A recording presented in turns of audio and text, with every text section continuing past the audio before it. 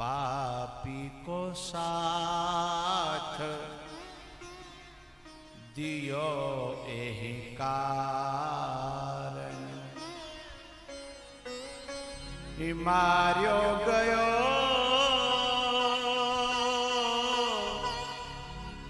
निर्दोष विचार,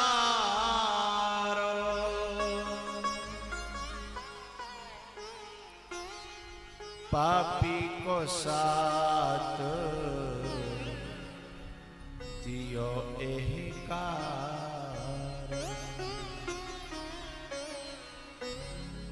मार्यो गयो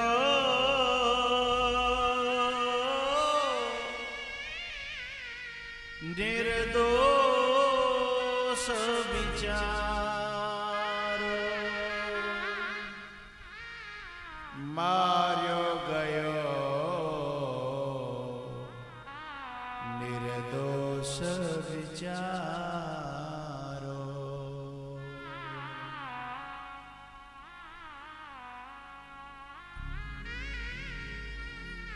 निर्दोष तो केवल बेचारा कुंभकर्ण ही नहीं मारा गया, न जाने कितने निर्दोष मारे गए हैं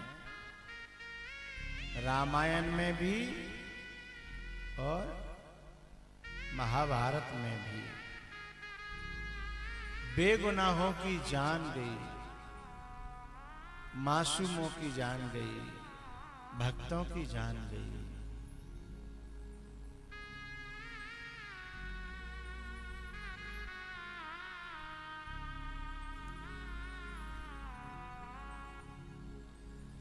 मैं एक प्रार्थना करना चाहता हूं माताओं से। मैया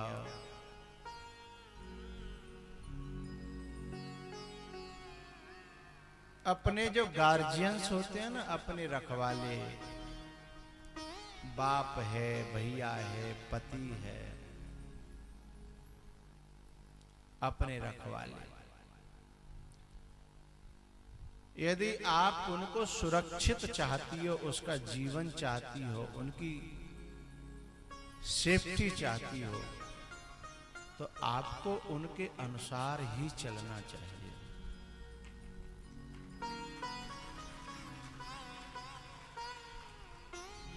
महाभारत और रामायण हम दोनों को उठा के देखें तो युद्ध नारियों ने कराए, और नारियों के खुद के खरोंच नहीं आई, और आदमियों के खून बह गए, लाश बह गई और नदियां बह गई। वे जो करवा चौथ का व्रत रखती हो ना आप, वह करवा चौथ के व्रत रखो या न रखो, लेकिन उनके थोड़े से संरक्षण में चलो, उनके निर्देशन में चलो, उनके विरुद्ध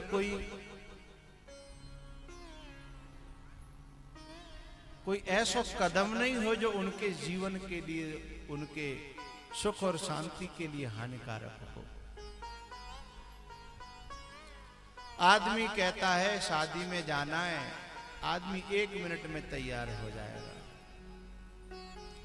नारी आधा घंटा नहीं 1 घंटा लगाएगी, फिर सोना चांदी पहनेगी। जब कोई मना करता है कि घर में धर ले, कोई काम आ जरूरत के लिए, सादा चलो ना, क्योंकि जितना दिखावा होगा दुश्मन उतने ही ज्यादा होंगे। आज भाई है ना, अपनी बहन को अपनी साथ बिठा करके नहीं ले जाता है, कारण उनके रहन सहन ऐसे हो जाते हैं कि कोई गलत दृष्टि से देखे तो फिर भाई को गुस्सा आता है, और फिर न जाने कैसे कैसे लोगों से लड़ाई हो जाए, तो दुश्मनी भाई को बनी ना, उसको तो खरोंच नहीं आई ना।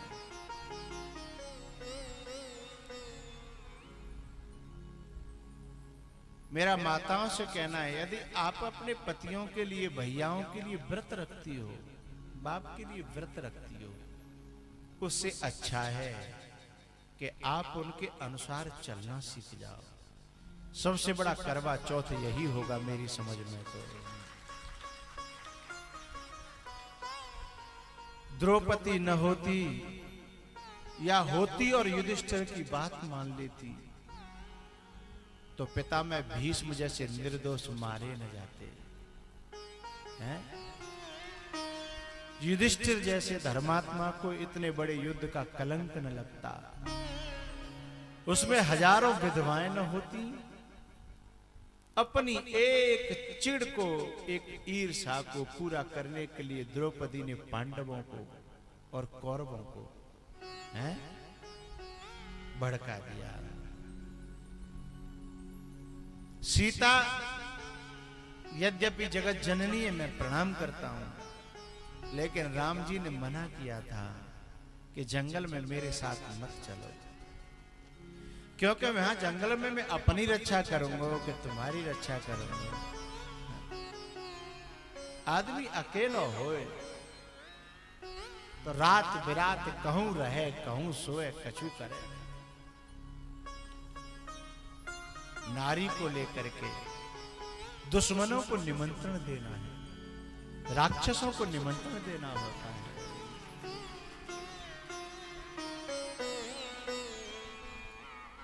सीता जी मानी नहीं। सीता जी मानी नहीं। राम जी ने कहा था कि माँ बाप की सेवा में रहो, मैं अपना वनवास काट करके वापस आ जाऊंगा। वनवास मुझे है, तुम्हें नहीं है। लेकिन अपनी पति भक्ति दिखा करके जिय बिन देह नदी बिन वारी, और तैसे ही नाथ पुरुष बिन नारी। चलो कोई बात नहीं, चली भी गई तो कम से कम दूसरी बात तो मान लेती। पंचवटी पे जब सोने का हिरण आया तो भगवान ने एक बार समझाया कि सोने के कई मृग नहीं होते। नहीं, मुझे तो चाहिए, मुझे तो। आदमी मना करता है कि तो पे पैसा है तो कहू बका जरूरत के लिए धरे रहने। बोले नहीं, मैं तो हार बनवाऊंगी, मुझे तो सोनो चाहिए। अरे भाई, अभी जाकर घर में ने तंगी चल रही है, फलाने के इतने कर्जा धरे है, तूने कह लो कि आते काम निकाल। नहीं नहीं, मुझे तो अपने भैया के छोरा की शादी में जानी है, 5000 की साड़ी तो मुझे चाहिए। ये जिद है ना।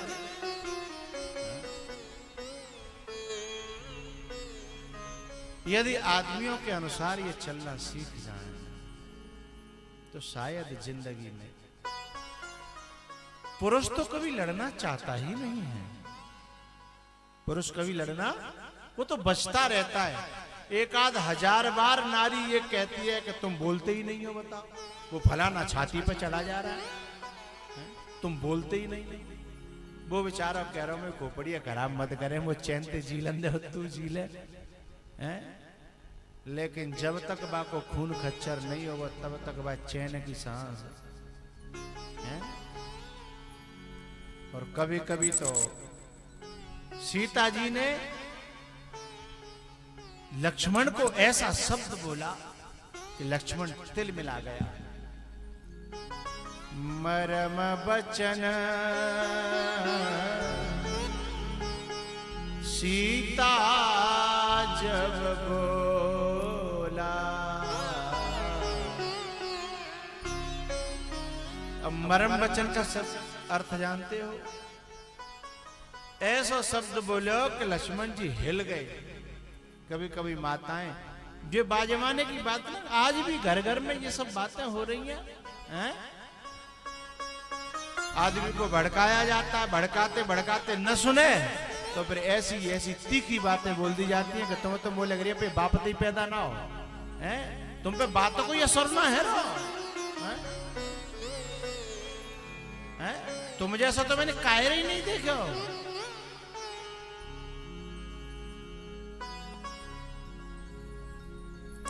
और पता है, जब ये खुद कभी लड़ेंगी ना बातों बातों में, तो बस एक ही बात कहेंगे, आ जाने लल्लू के पापा। मतलब भाई के ऊपर तो चल रही है ना कि मरेगो तो फिर तुम काय को करवा चौथ का व्रत करती हो। जो लल्लू के पापा मरवावे के लिए तुम सीधे सीधे चैलेंज कर रही हो, चूंकि जब लड़ाई होगी तो दोनों में तो एक नहीं मरेगा, दो मरेंगे। एक नहीं मरेगा, क्योंकि जो मरेगा वो तो मरेगा ही, लेकिन मारवे बारों का फिर कुछ सकून तो ही रह लेगा। वो फिर जेल में मरेगा, वो कानून में मरेगा। उनको दोनों ही मरने, एक नहीं। तो मेरी प्रार्थना है, तुम्हारा सबसे बड़ा करवा चौथ बहन है, पत्नी है,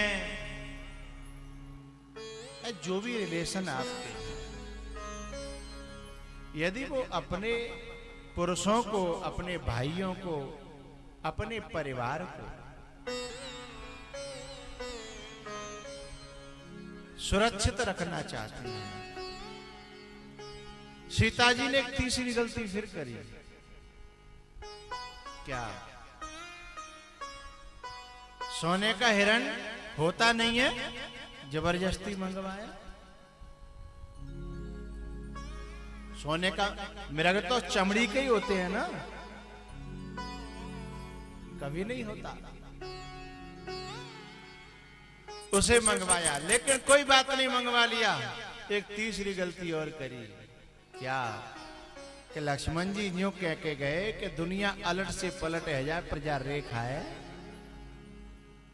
बोलो पार मत करना है?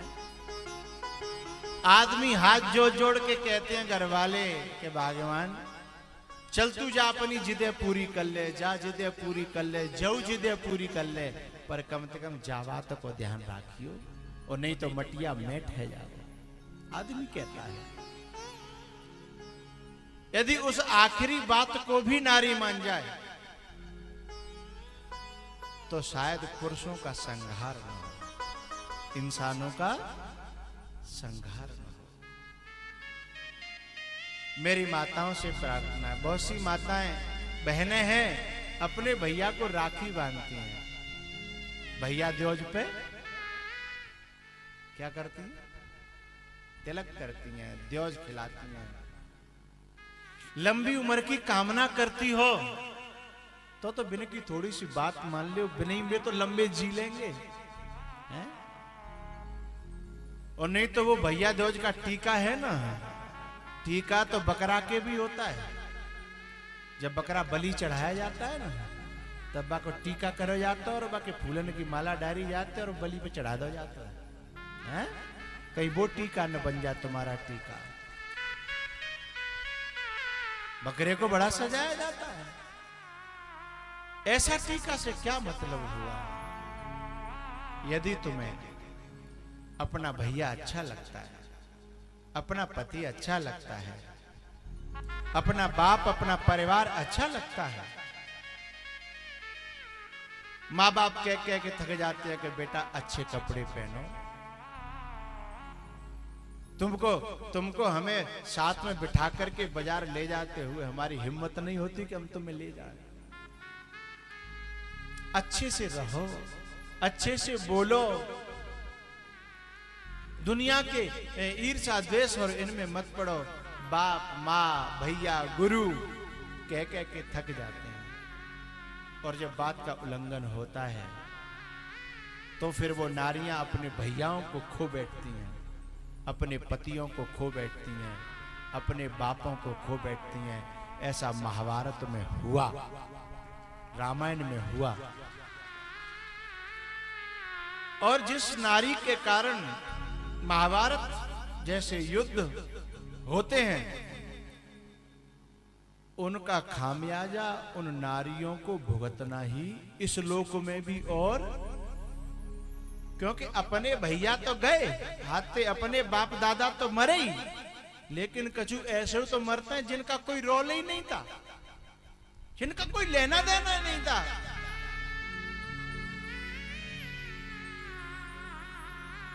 अपनी जिद के कारण कभी पति से अनबन हो गई और जाकर के केस कर दिया दहेज का। अब बेचारा बहू ऐसे आदमी लिखा दे जो बिल्कुल गैया है, जो बिल्कुल गैया हते हैं, जिन्होंने कभी एक कुत्ता पर भी कभी लकड़ी नहीं उठाई जिन्होंने, हैं, और उनको लिखा दिया। इसका खामियाजा भुगतना नहीं पड़ेगा? तो जितने निर्दोष हमारी खुद की वजह से मारे जाते हैं ना, उन सबका खामियाजा भुगतना पड़ता है, बहुत बुरा देखना पड़ता है। मेरी माताओं से, बच्चियों से, बहनों से ये प्रार्थना है, थोड़ा सा उनके अनुसार हम चल लें, अपने जीवन को थोड़ा सा संयमित कर लें, तो जीवन न अपना भाई खोना पड़ेगा, न अपना बाप खोना पड़ेगा। और पता है, सबसे ज्यादा वेदना तो फिर तुम्हें ही होनी है, क्योंकि वे तो मर गए। अब उनके वियोग में या उनके अभाव में रोना तो है? नारियां तो मरती नहीं है। महाभारत तो हुआ, कितनी विधवा हुई, नारियां तो नहीं मरी ना एक भी, लेकिन मरने से ज्यादा परेशानी उनको हुई। एक बार युधिष्ठिर जी महाराज, महाभारत का युद्ध जब पूरा हुआ और युधिष्ठिर राजा बन गए, राजा बन करके और जब अपने राज्य में घूमने गए तो घर घर में विधवाएं और रो रो करके, छाती पीट पीट करके विलाप कर रही थी। युधिष्ठिर की आंखों में आंसू आ गए कि काश मैंने ये युद्ध न किया होता तो शायद मैं इनके दुख का कारण नहीं बनता। रो करके वो भगवान के पास में आए कि भगवान, मुझसे बहुत बड़ा अपराध बना है, मुझसे बहुत बड़ी गलती हुई है कि इतनी विधवाएं मेरे कारण हो गई, इतनी नारियों के भाई खत्म हो गए, जिन हाथों में वो राखियां बांधती थी वो खत्म हो गए, जिनके माथे पे टीका करती थी वो खत्म हो गए, जिन बापों ने विदा किया था वो बाप चले गए, और बहुत तो माओ की कोखें सूनी हो गई, गोद सूनी हो गई। युधिष्ठिर को लगा था कि ये मेरे कारण सब कुछ हुआ, लेकिन पता है भगवान ने कहा, युधिष्ठिर बड़े भैया, आपने तो युद्ध को टालने की कितनी कोशिश की थी, आपका दोष नहीं है, आपने टालने में कोई कसर छोड़ी, आपने तो वनवास सहन किया, आप लाक्षागृह में जलाए गए वो भी सहन किया, लेकिन हां, दुश्मनों को भड़काया आपकी द्रौपदी ने, इसकी जिम्मेदार द्रौपदी है, तुम लोगों में से कोई नहीं है, तुम तो हमेशा शांति का संदेश सुनाते रहे। इसका खामियाजा तो द्रौपदी को भोगना पड़ेगा भैया। उसने अपने केसों को खोल के रखा, पहले तो लोगों को भड़काया, लोगों की मजाकें उड़ाई, लोगों की हंसी उड़ाई, अंधों के अंधे होते हैं। द्रौपदी के स्वयंवर में जब कर्ण आया तो उसे कहा, ए सूतपुत्र, तू मेरे योग्य नहीं है, अपमान कर दिया। और फिर अपने अपमानों का बदला लेने के लिए अपने पतियों का प्रयोग किया, यूज किया। बात समझ रहे हो? उसका यूज किया है? और कहती ये रही कि तुम्हारी पत्नी का अपमान हो रहा है और तुम चुपचाप बैठे हो, लेकिन ये नहीं बोली कि तुम्हारी पत्नी ने स्वयं कितना अपमान किया है लोगों का, स्वयं कितनी हंसियां उड़ाई हैं, ये कभी नहीं बोली। क्या बोली? कि तुम्हारी पत्नी का अपमान हो रहा है, तुम कायरों की तरह मुंह छुपाए घरों में बैठे हो, ऐसे भड़काया गया। भगवान श्री कृष्ण ने कहा, बड़े भैया, इसमें दोष तुम्हारा नहीं है, तुम्हारी कोई गलती ही नहीं है। तुम जैसा धर्मात्मा तो शायद कभी कभी किसी किसी युग में पैदा होता है, लेकिन भैया बात यह है कि तुम किसी का मोहरा बन गए हो। तुम किसी का मोहरा बन गए हो, तुम किसी के लिए यूज हो गए हो। थोड़ी सी शांति तो आई युधिष्ठिर को, लेकिन मन में सुकून महसूस नहीं हो रहा था, मन में शांति नहीं हो रही थी। युधिष्ठिर जी महाराज आंसुओं से भगवान के सामने रोए कि अब मैं क्या कर सकता हूं। तब भगवान ने कहा, आपको कुछ नहीं करना। जब आप स्वर्गारोहण के लिए जाओगे ना, स्वर्गारोहण के लिए, उसमें सबसे पहले ये द्रौपदी गिरेगी, सबसे पहले ये द्रौपदी गिरेगी, क्योंकि इसने अपनी जिदों को पूरा करने के लिए, अपने प्रतिशोध की आग में इतना बड़े पिता में भीष्म जैसे धर्मात्मा, गुरु द्रोणाचार्य जैसे महात्मा, कृपाचार्य जैसे महात्मा, और न जाने कैसे कर्ण जैसे वीरों की आहुति इस युद्ध में गई है।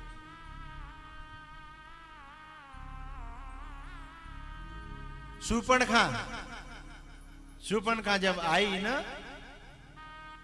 अपनी वासना की पूर्ति के लिए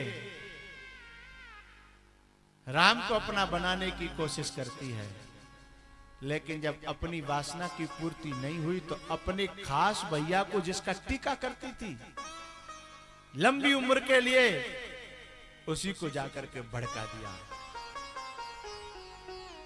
अपनी गलती स्वीकार नहीं की कि गलती मेरी थी, मैं गई।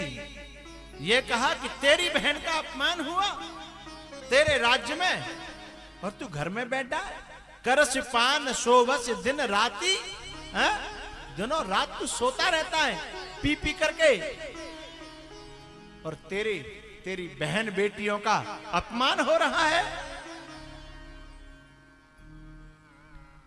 हाँ, कुछ भारत देश की बच्चियां बहुत अच्छी होती हैं,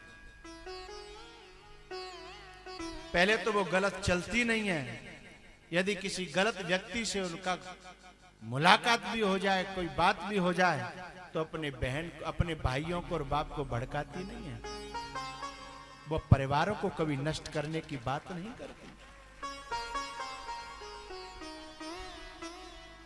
शूर्पणखा ने रावण को भड़काया,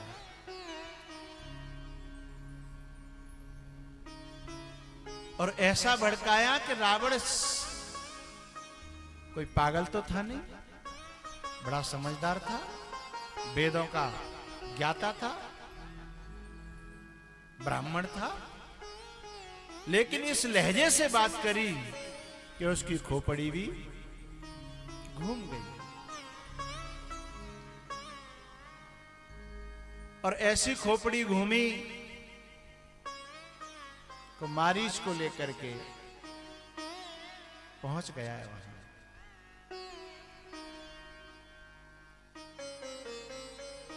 तो मेरे इस प्रसंग पर ये प्रार्थना कर रहा था कि नारी सीता के रूप में, नारी शूर्पणखा के रूप में, या नारी द्रौपदी के रूप में, शूर्पणखा बहन का रोल है, सीता पत्नी का रोल है। इन दोनों किरदारों को जब निभाती हैं ना नारियां, तो इस तरह से निभाएं कि तुम्हारा राखी बांधना कभी भैया के लिए महंगा न पड़ जाए, टीका करना कभी महंगा न पड़ जाए, और पति के लिए करवा चौथ रहना कभी उसके लिए तुम्हारी वजह से कभी महंगा न पड़ जाए।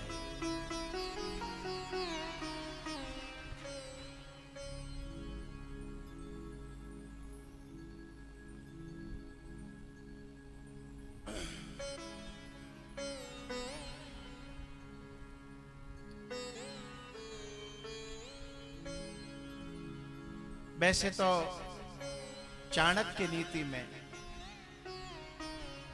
ऐसा बताया है कि 3 चीजों को हमेशा पर्दे में ही रहना चाहिए, और कहो तो 4। 3 तो वहां लिखी हैं, 4 मैं अपनी ओर से कह रहा हूं।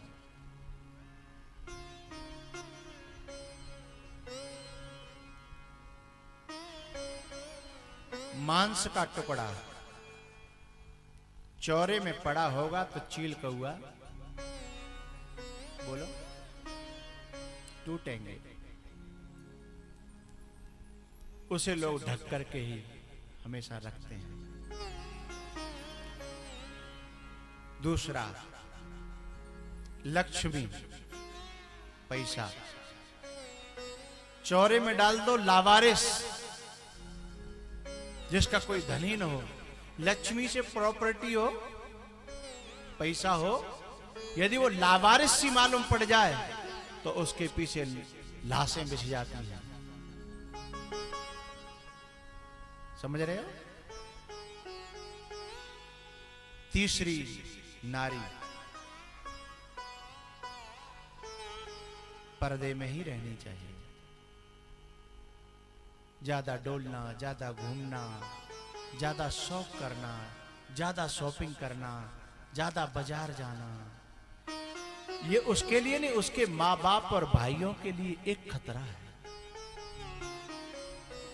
वो जितनी अपने घर में सुरक्षित है, शायद उतनी कहीं सुरक्षित नहीं है।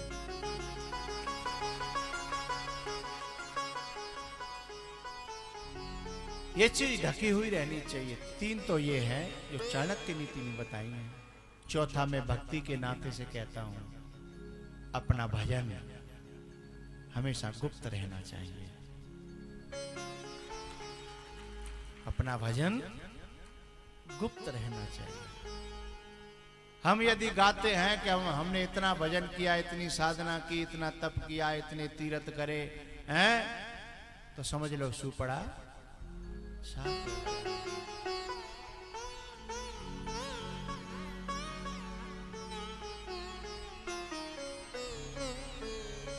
तो कुंभकर्ण जो मारा गया, मुझे बात इस बात पर चली थी कि निर्दोष मारा गया। पापी को साथ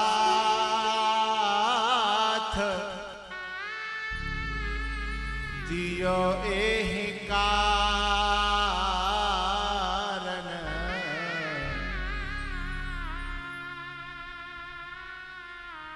मार्यो गयो निर्दोष विचारो।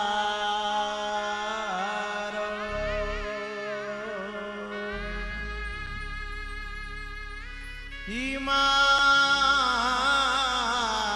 गयो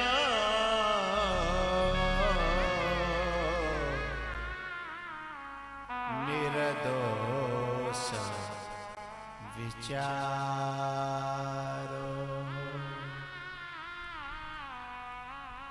कुंभकर्ण मारा गया। वैसे इस केस में तो मेघनाथ का भी कोई दोष नहीं था। देखा जाए तो इस केस में मेघनाथ का भी कोई दोष नहीं था। इसमें एक दुर्मुखता, अकंपन था, उनका भी कोई दोष नहीं था।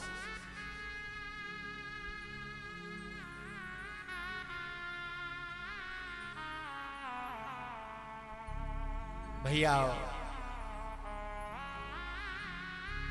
शूर्पणखा ने अपने खानदान का ऐसा विनाश किया कि रहा न को कुल रोवनहारा।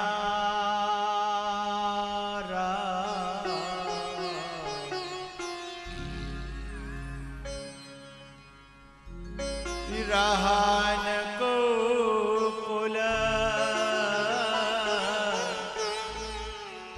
रोवनहारा।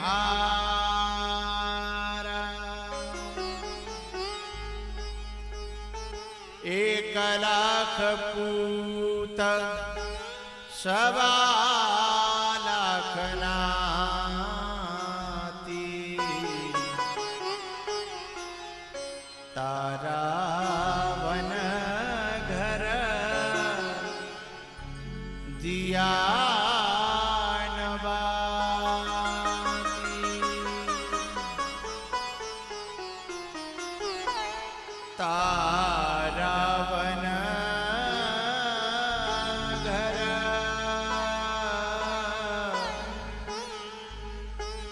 दिया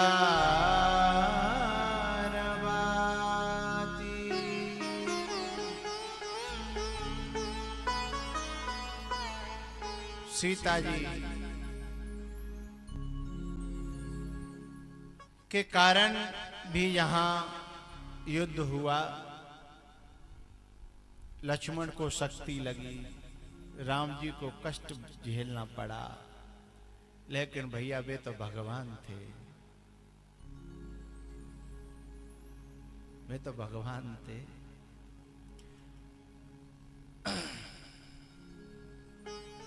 उन्होंने संगार किया रावण का, मेघनाथ का, कुंभकर्ण का। उसके बाद में सीता जी को लेकर के आए।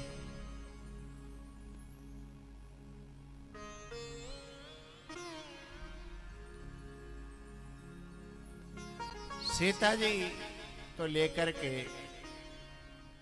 जब राम जी,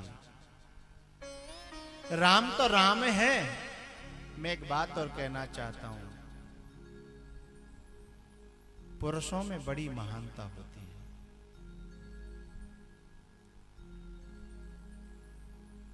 नारी की लाख गलतियों को सहन करने के बाद में भी पुरुष कभी ये नहीं कहता कि तूने बहुत गलत किया, और औरों से तो बिल्कुल नहीं कहता। ये सब हुआ, राम लखन जी ने मना किया था कि लक्ष्मण रेखा को लांग करके नहीं जाना, लेकिन बाद में चाहते तो राम ये शिकायत कर सकते थे कि तुमने लक्ष्मण रेखा को उल्लंघन किया, तुम्हारे कारण कितना झेलना पड़ा। ऐसा तुमने न किया होता तो ऐसा नहीं होता। लेकिन फिर भी राम जी ने कोई बात नहीं कही।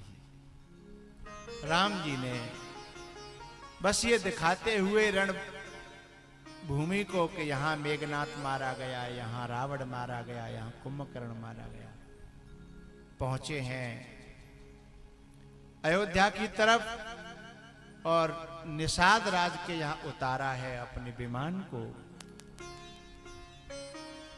और केवट से कहा कि भैया अपनी उतराई वापस ले ले। तेने कही थी न कि फिरती वार मोहि जो देवा, सो प्रसाद में सिर धरे लेवा। उसके बाद भगवान अयोध्या में पहुंचेंगे। अयोध्या में पहुंचाने से पहले, क्योंकि आप